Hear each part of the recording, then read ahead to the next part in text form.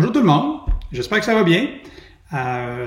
Premièrement, je tiens à m'excuser pour la casquette. Je pense qu'aujourd'hui, c'est mieux comme ça. Comme mes cheveux ont passé le point de non-retour, je pense que la casquette va me permettre de garder le peu de crédibilité qui peut me rester. Alors, mille excuses. Cette semaine, plutôt que d'envoyer un article sur les statistiques et tendances, je pense qu'il est à propos de prendre un petit peu de temps puis de pouvoir discuter avec vous puis vous donner nos perspectives ici chez 360 par rapport aux changements que la pandémie va amener dans l'industrie. Avant que je commence avec le vif du sujet, je voulais vous mentionner qu'actuellement, on est à même de constater qu'on est revenu presque à des résultats de trafic pré-pandémie, ce qui est une bonne nouvelle en soi. Le trafic oscille aux alentours de 80% de ce qui était dans la période de référence qui est début mars.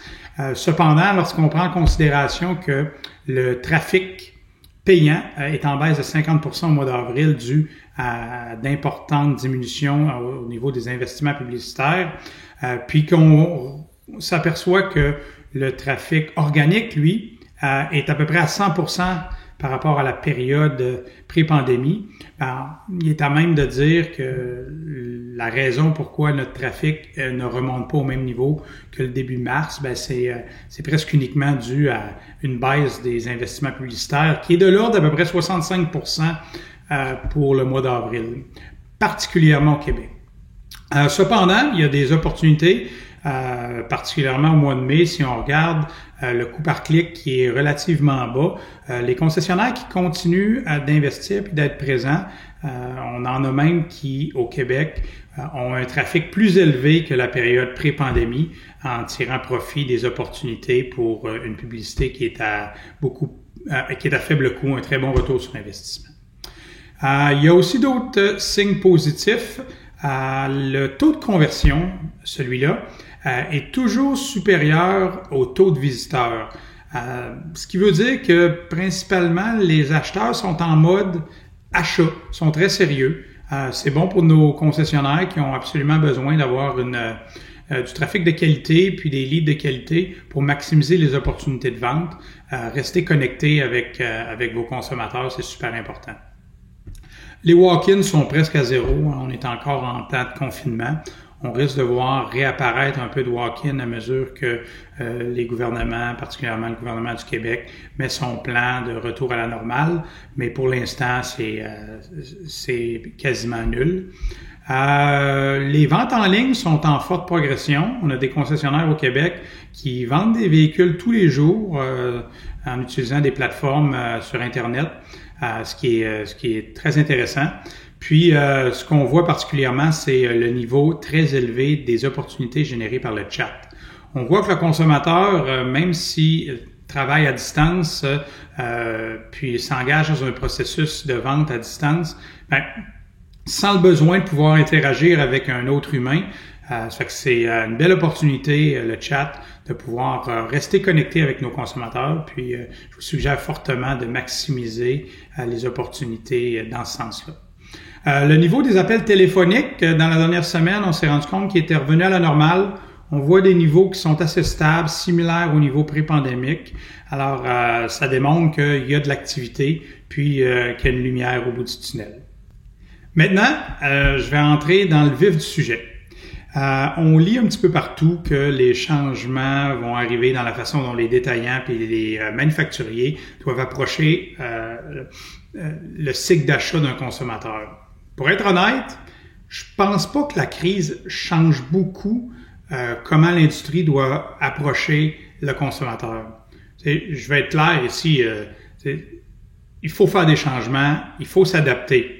Mais ça fait plus de 2 ans qu'on parle chez 360 Agency d'engager des consommateurs à travers des plateformes de vente en ligne, d'être en mesure de leur donner la possibilité aux consommateurs de pouvoir faire une partie du cycle d'achat d'un véhicule de façon autonome. Donc, il n'y a rien de nouveau à ce moment-ci. Ce que la pandémie fait cependant, c'est qu'elle crée un changement beaucoup plus rapide. Actuellement, l'industrie, autant au niveau des détaillants puis des manufacturiers, est en train de s'adapter. Puis, on est en train de réaliser en quelques semaines, quelques mois, ce que l'industrie aurait pris entre 3 et 5 années pour être en mesure de pouvoir l'accomplir. Fait que c'est vraiment là le gros du changement, c'est une accélération rapide de la transformation numérique. Ça fait longtemps qu'on parle, nous autres, chez 360, des nouvelles façons d'engager les consommateurs. Puis, ce qu'on voyait auparavant, c'était que il y avait un intérêt, mais que les conversations demeuraient quand même assez légères. Si on prend en considération que les millennials, actuellement, cette année, selon la dernière étude de Google Think Auto, vont devenir ou sont devenus le principal marché pour l'achat de véhicules. Ils représentent à peu près 40% du marché. On parle ici de gens qui sont très connectés d'un point de vue technologique. On parle des gens qui sont très proches de leur environnement aussi. Fait que c'est sûr et certain que la pandémie va modifier un petit peu la façon dont ces consommateurs-là particulièrement vont s'engager au niveau de l'achat d'un véhicule. On pense qu'ils vont vouloir faire les étapes beaucoup plus en ligne. Jusqu'à un certain moment, ils vont vouloir aussi faire un essai de véhicule puis s'engager avec le concessionnaire. Mais c'est important de comprendre que les étapes d'achat risquent d'être faites de manière en amont, beaucoup plus en ligne qu'auparavant, avant de faire la sélection de leur concessionnaire de choix. On parle du consommateur, on dit que le consommateur va modifier sensiblement son processus de sélection de concessionnaire ou son processus d'achat, mais le plus gros accélérateur, c'est pas nécessairement le consommateur, mais plutôt l'industrie elle-même. Ce qu'on voit en ce moment, nous, nos applications de vente en ligne sont installées dans près de 100 concessionnaires depuis à peu près les 2 dernières années. L'application Showroom 360 V2 est disponible depuis un certain temps. Mais récemment, depuis la pandémie, les discussions avec nos détaillants puis nos manufacturiers sont partis de hey, ça serait intéressant à comment on peut l'implanter puis comment rapidement on peut l'implanter. Ce qu'on se rend compte, c'est que l'accélération vient de l'industrie elle-même. Les détaillants, les manufacturiers se sont rendus compte que sans ce type de plateforme-là, on est très dépendant du modèle traditionnel de vente des véhicules, c'est-à-dire un consommateur qui, ultimement, peut faire une demande en ligne, mais qu'on amène en concession, puis on a le processus d'achat typique en concession avec les étapes qu'on connaît. Maintenant, ce que l'industrie se rend compte, c'est que avec des plateformes en ligne, on est en mesure d'être un peu moins dépendant de ce genre de situation-là. Puis, les changements qui se passent actuellement risquent de devenir la norme pour les mois qui s'en viennent. Alors, pendant que les consommateurs font des modifications dans leur façon d'interagir avec les concessionnaires puis les manufacturiers, les manufacturiers et les concessionnaires, eux, veulent aussi prendre contrôle puis d'être beaucoup moins dépendants de la situation, pouvoir engager beaucoup plus tôt dans le cycle d'achat avec les consommateurs. Je pense pas qu'actuellement, là, c'est la fin de ce qu'on connaît au niveau des concessionnaires puis au niveau de la façon de vendre des voitures. Je pense toujours, moi, que il va y avoir des gens qui vont se présenter en concession.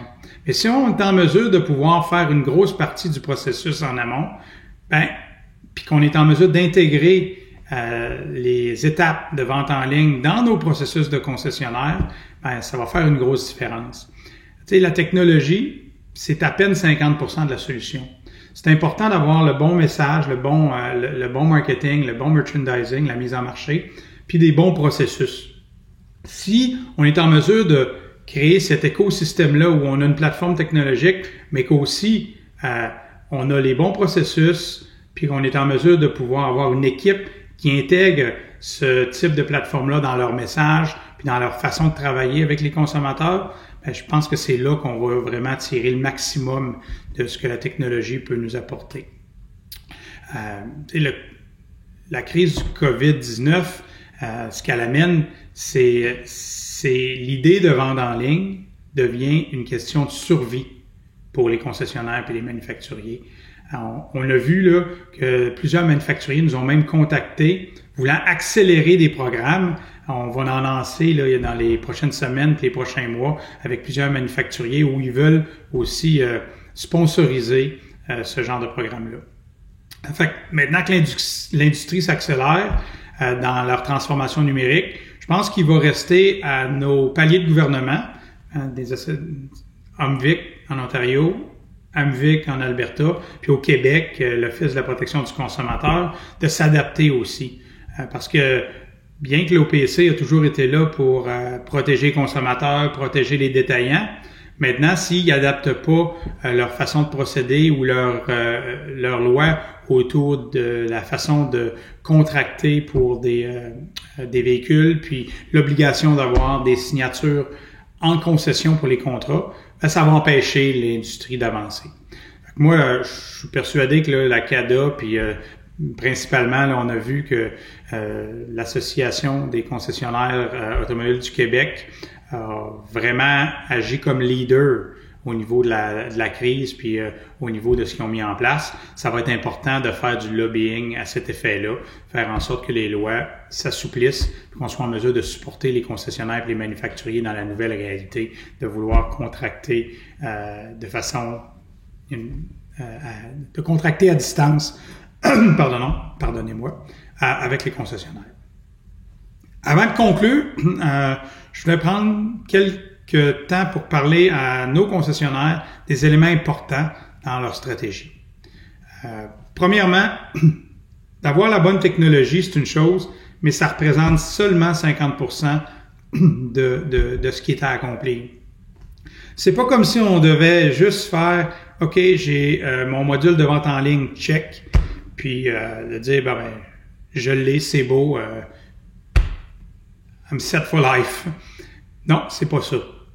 C'est important, deuxièmement, d'avoir le bon message puis le bon marketing autour de la technologie. Tu sais, c'est comme vous connaissez le funnel là, de vente, ben c'est la même chose. On doit avoir le message qui amène les concessionnaires dans nos outils de vente en ligne.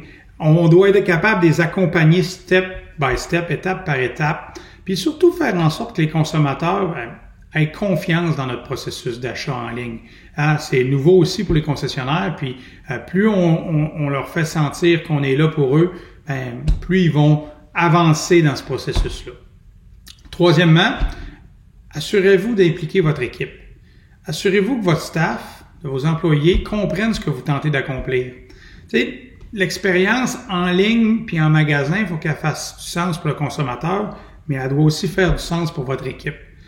Assurez-vous d'entraîner votre staff, puis de faire en sorte qu'il accompagne le consommateur dans les différentes étapes pour qu'il puisse interagir avec ces consommateurs-là. Puis le dernier, le plus important, il faut s'assurer de prendre charge où la technologie laisse le consommateur. C'est pas tous les consommateurs qui vont passer à travers les différentes étapes puis qui vont acheter un véhicule en ligne complètement à 100%. La plupart, à un moment donné, ils vont avoir besoin de quitter la technologie puis d'être accompagnés par un vendeur, accompagnés par un agent de centre de développement des affaires pour faire en sorte que le processus en ligne puis en magasin soit vraiment bien intégré et vice-versa. Tu sais, il n'y a pas un consommateur en ligne puis un consommateur en magasin. Il y a un seul acheteur de voiture qui existe. Puis cet acheteur de voiture-là, il a besoin d'être accompagné. Puis il veut être capable de prendre ses décisions à travers une stratégie multicanale, que ce soit en ligne ou que ce soit en magasin ou que ce soit une combinaison des deux. Fait, en conclusion, je pense qu'il y a vraiment quelque chose de positif à cette crise-là. C'est qu'actuellement, notre industrie là, est en train de faire un sprint pour rattraper, d'un point de vue du commerce électronique, au niveau des fonctionnalités, toutes les autres industries.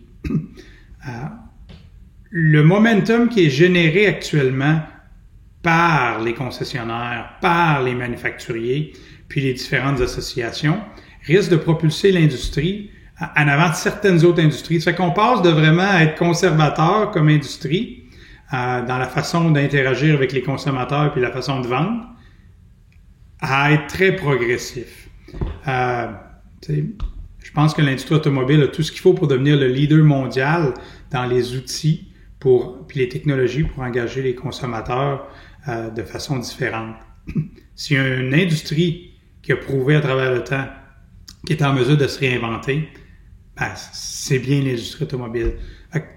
Nous, chez 360, puis moi personnellement, j'ai une grande confiance au futur.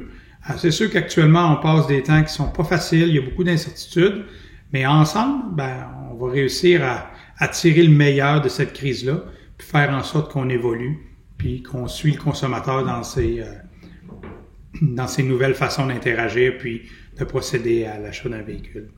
Fait que je vous remercie beaucoup. Merci de votre confiance, puis on se parle bientôt. Bye bye.